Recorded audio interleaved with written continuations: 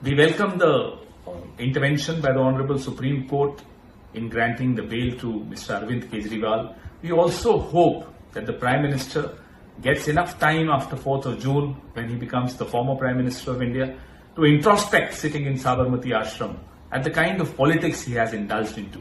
We hope that the former Chief Minister of Jharkhand, Mr. Hemant Soren, also gets due justice. Thank you. Supreme court ने अरविंद केजरीवाल को 1 जून तक interim bell दी है। केजरीवाल को jail या bell के बजाय सबसे पहले उससे मुख्यमंत्री पद से हटाना चाहिए। वो हजारों करोड़ रुपए के शराब घोटाले के एक अभियुक्त हैं और वो अभियुक्त अब तक जेल में था और आगे भी 1 जून के बाद उसको जेल में जाना पड़ेगा। तो जेल में जो अभियुक्त है वो सरकार कैसे चला सकता है, ये एक बड़ा प्रश्न है। सवाल संवैधानिक प्रावधानों का नहीं है, सवाल नैतिकता का है। केजरीवाल स्वयं कहा करते थे कि किसी भी नेता पर कोई आरोप लगे तो उसको तत्काल अपने पद से इस्तीफा दे देना चाहिए, लेकिन जब केजरीवाल पे शराब घोटाले का आरोप लगा तो वो इतना बेशरम आदमी है कि उसने अभी तक अपना पद नहीं छोड़ा है। तो ऐसे पद लोलुप केजरीवाल के बारे में मेरा यह कहना है कि उसकी पार्टी के लोग, देश के लोग, दिल्ली के लोग सबसे पहले उससे ये कहें कि वो मुख्यमंत्री का पद छोड़े और शांति से जो आरोप लगे हैं उन आरोपों के बारे में कानूनी कार्रवाई तक इंतजार करे, उसके बाद आगे आके कोई भूमिका बनाए। अरविंद केजरीवाल जी शराब घोटाले में लिप्त हैं। आज मानयोग सुप्रीम कोर्ट के जजमेंट के बाद क्लियर हो गया, उनको 1 तारीख के लिए केवल चुनाव के लिए कोर्ट ने अलाउ किया है और 1 तारीख के बाद उनको दोबारा जेल जाना होगा। अरविंद केजरीवाल जी को 1 जून के बाद दोबारा जेल जाना होगा। सुप्रीम कोर्ट ने स्पष्ट कर दिया, अरविंद केजरीवाल जी को केवल और केवल 15 दिन के लिए चुनाव के लिए बाहर रह सकेंगे।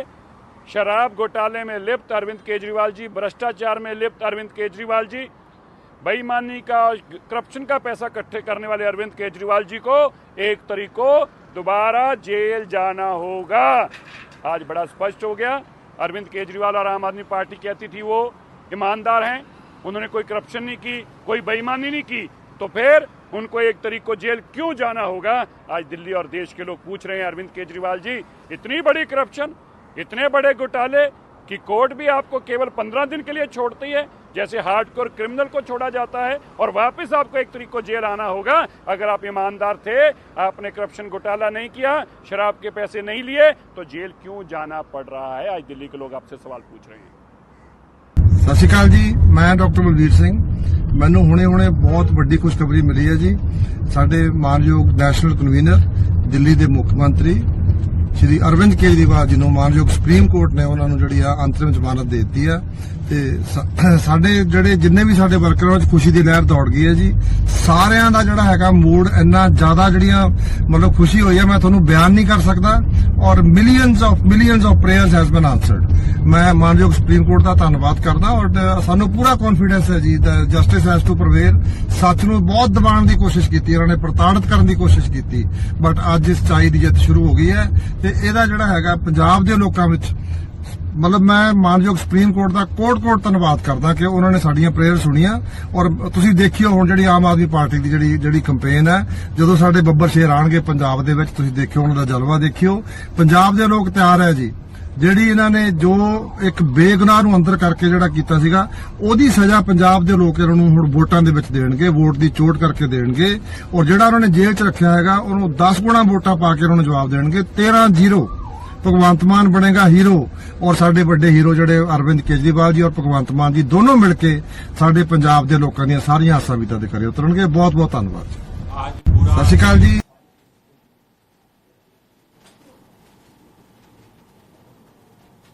जिस बात का इंतजार कर रहा था,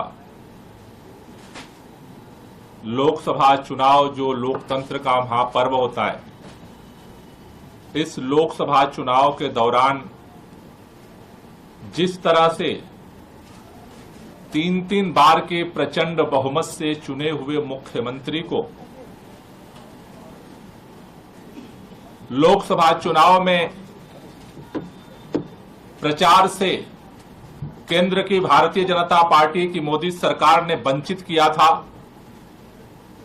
आज सर्वोच्च न्यायालय ने इस देश से मोहब्बत करने वाले, संविधान से मोहब्बत करने वाले, लोकतंत्र से मोहब्बत करने वाले के दिलों में एक उम्मीद की किरण जगाई है।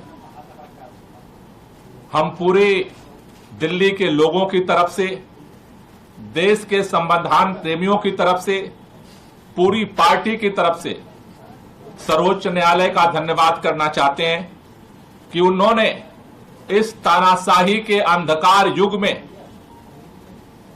दिल्ली के मुख्यमंत्री अरविंद केजरीवाल को अंतरिम बेल दे करके एक उजाले की रोशनी जलाई है। जैसे मामले में जिसमें केंद्र की पूरी सरकार, उनकी पूरी आर्टिलरी, पूरी मशीनरी एक मुख्यमंत्री को जेल में रखना चाह रही थी, और ऐसे मामलों में जहां पे महीनों महीनों बिना सबूतों के लोगों को जेल में रखा गया, उनकी इंटरिम बेल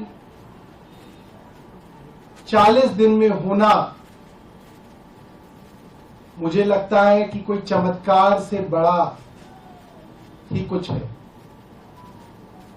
और ये सुप्रीम कोर्ट के माध्यम से मेरा मानना है ऊपर वाले का एक इशारा है, ऊपर ईश्वर का इशारा है कि जो भारत में चल रहा है उसमें बदलाव आना जरूरी है। और मेरा मन कहता है कि ये अपने भक्त अरविंद केजरीवाल जी के लिए बजरंग बली हनुमान जी का आशीर्वाद है कि एक चमत्कार की तरह आज वो जेल से बाहर आएंगे। और मुझे लगता है कि इसका बड़ा मकसद है, ये कोई साधारण बात नहीं है, ये बहुत असाधारण बात है जो हो रही है।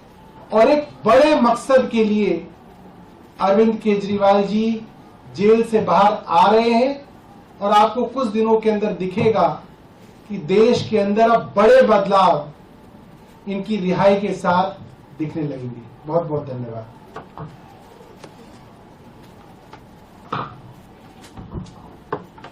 जैसे हम सुप्रीम कोर्ट का इस फैसला का तहे दिल से स्वागत करते हैं, और आज सुप्रीम कोर्ट का ये फैसला का ईडी और सेंट्रल गवर्नमेंट के मुंह पर ऐसे थप्पड़ लगा क्योंकि सेंट्रल गवर्नमेंट ने पूरे तौर पर ईडी को एक पॉलिटिकल एजेंसी के रूप में, एक पॉलिटिकल अंग के रूप में इस्तेमाल किया ऑपोजिशन पार्टीज के खिलाफ। और सुप्रीम कोर्ट ने एक ऐसे सवाल किया कि 2 साल तक तुम केस करते रहे, मौके पर एक मुख्यमंत्री को गिरफ्तार कर लिया।